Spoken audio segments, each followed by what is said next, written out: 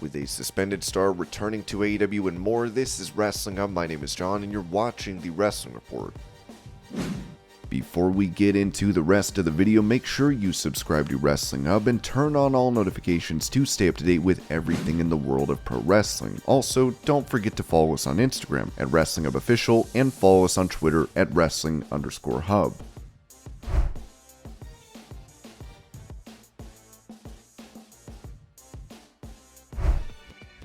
During his interview with Bill Apter, Steve Austin was asked about having to walk away from pro wrestling at a young age due to injuries, as he said, "Believe me, retiring at 38 was the toughest, one of the toughest things I've ever had to do, walk away from the business that I love so much. This is one of the things that I love more than anything in my life. I have my family, and of course, they're very close to me. But professional wrestling, you want to call it sports entertainment, it's all the same to me. This is one of my biggest, if not the biggest, passions in my life. So it was very hard for me to walk away at 38 years of age."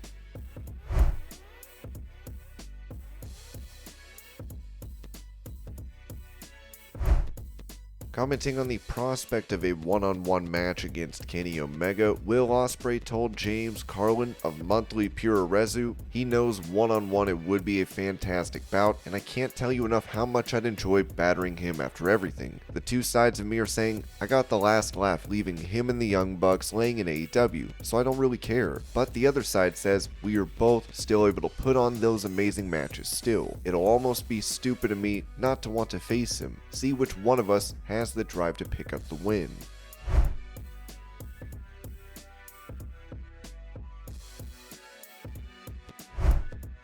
With an interim title created since she announced her injury, AEW Women's Champion Thunder Rosa took to Twitter to give an update on her injury. "A long ways to go, but feeling better with every therapy session. Thank you South Texas Spine and Joint Institute." Of course, some, including Tony Storm, have insinuated this injury is fake, as it was reported that Rosa was set to lose her title at All Out according to the Wrestling Observer.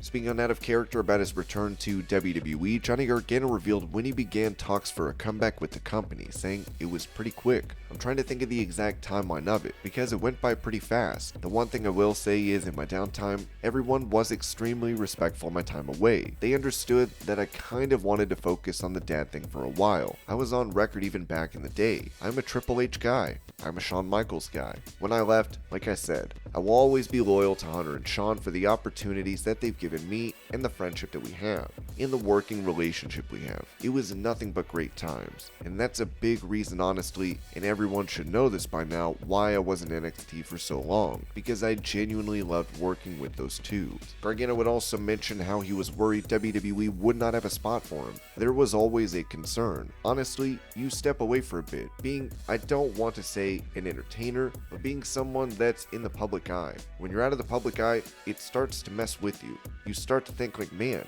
everything's moving on. Maybe wrestling doesn't need me anymore. Maybe people forgot about me."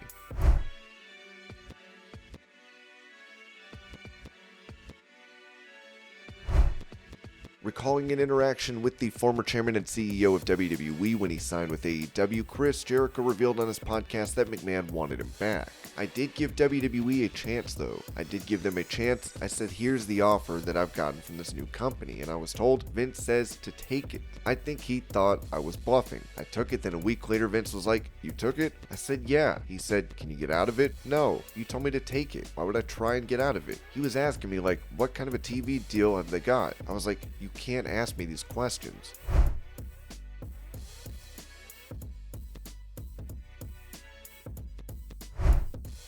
Speaking on the In the Click podcast about Triple H taking over WWE Creative, Dolph Ziggler explained why the game is a perfect fit. "Triple H has been in the system from start to finish, helping young guys out in NXT, helping us out backstage. Hell, even when I was in the Spirit Squad 15 years ago, he and Shawn Michaels were helping us out, so I think it's a great fit. That's the guy to do it. It'll be a fun way to just switch things up a little bit for us. But I mean, we're surrounded by some of the greatest minds in the world. We're very lucky, I would say teammates, because we all kind of work together to put on this awesome show. There's something special about having all this talent.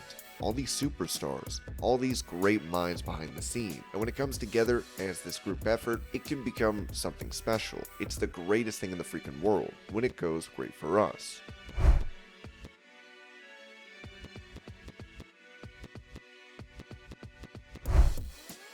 Talking about why the younger generation of pro wrestlers clash with the philosophy of CM Punk, former WWE writer Freddie Prinze Jr. said on his show, "My wife and I both have external businesses that we run beyond, like acting and things like that. And I know we're partners, and her had a very difficult time working with the younger generation. With millennials, right, they just didn't understand the way their brains worked. And remember, everything was, they want everything too easy, they want less hours and more money. And I still, for whatever reason, had a very clear image in my head of the older generation bitching about my generation when I was younger. And so my philosophy is, this is just how it's always been." And if you listen to what CM Punk said in the beginning, he said, "I can't wait to work with this next generation, this young talent out here, and give them the spotlight they need." Now, he went in there with that intention in mind, but when you see how different that other generation thinks, and what kind of stories they want to tell, and how different it is than what you want to do, and when your body won't allow you to tell these stories that they told when you were in your prime, and you start getting hurt all the time trying to prove a philosophy, it's hard for that younger generation to buy into your philosophy even more. They're like, he's talking about us working and gonna get hurt, and he's hurt every match he's in.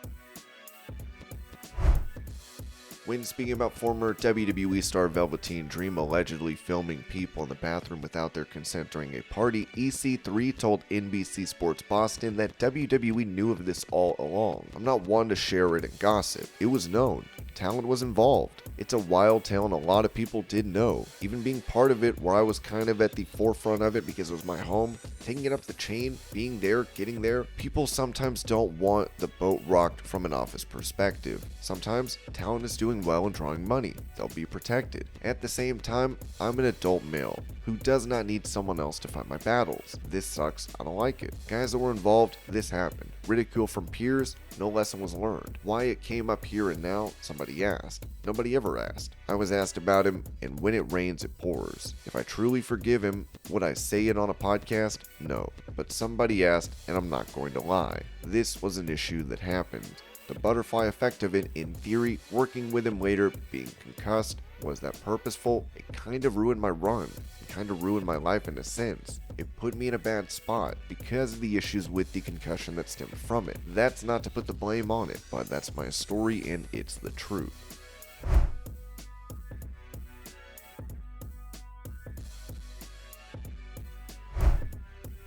With Skye Blue having around 50 matches for AEW in the last year, Sean Ross Sapp would note that 22-year-old Skye Blue is under some sort of all-elite wrestling deal. This doesn't come as much of a surprise, as she's been regularly featured for over a year, to the tune of nearly 50 AEW matches. There was never an all-elite graphic provided for her, so it remains to be seen if it's a full-time deal or tiered deal. But promoters tell us that when they try to book her, it has to be approved by All Elite Wrestling. Skye Blue largely competes on AEW Dark, but did land in a featured spot alongside Dante Martin as they competed against Sammy Guevara and Ty Mello for the AAA World Mixed Tag titles on AEW Rampage in August. Some of Blue's first appearances in AEW happened in Jacksonville during the Daily's Place tapings, but she got incredible ovations in her hometown of Chicago ahead of All Out 2021 that helped land her in the Casino Battle Royale. In all, she's had 8 televised matches for AEW outside of Dark.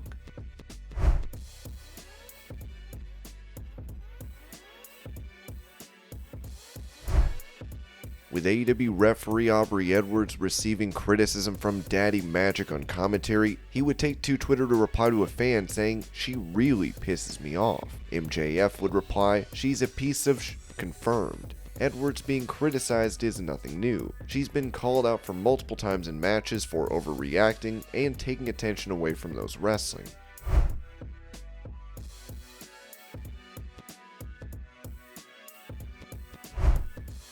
When revealing potential changes for promotion of the AEW video game, Fightful said Kenny Omega, also in Japan, Young Bucks, CM Punk, Ace Steel are not at Dynamite, and we're working to find out details surrounding Brandon Cutler, the remaining name who was suspended. We're told that while there were original plans for some AEW names to be involved in promoting the AEW game this week, that might not be the case considering the circumstances. Speaking of Kenny Omega, he reunited with his former tag team partner Kota Ibushi. As Kota wrote, time seemed to have stopped, just like it was back then. Old, lol.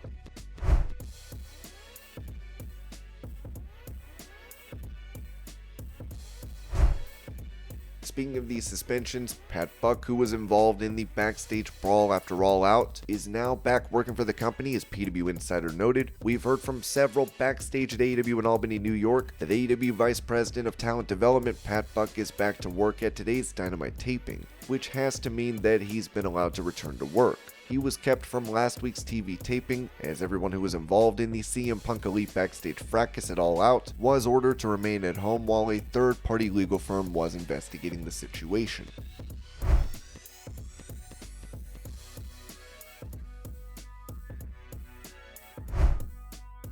In an update on the AEW suspensions, Brian Alvarez said on Wrestling Observer Live, everybody involved, including those breaking up the fight, ended up being suspended by AEW. Essentially, they were sent home and no one heard anything. No contact between AEW and anybody that was sent home. They were all just sitting there, no idea what's going on, just sitting. As of today, I don't know everybody who is off suspension, but I believe that everybody who was involved in breaking up the fight is now off suspension. I know that Pat Buck is off suspension, Brandon Cutler is off suspension, and I think some other people were called today and they're off suspension. So right now, to the best of my knowledge, and there may be phone calls being made right now for all I know, I believe that if you were involved in breaking it up, you are off suspension. But if you were actually involved in the fight, you are still on suspension. The good news is the investigation has continued to the point where they're now taking people off suspension, but everybody else who is still suspended is still in the dark.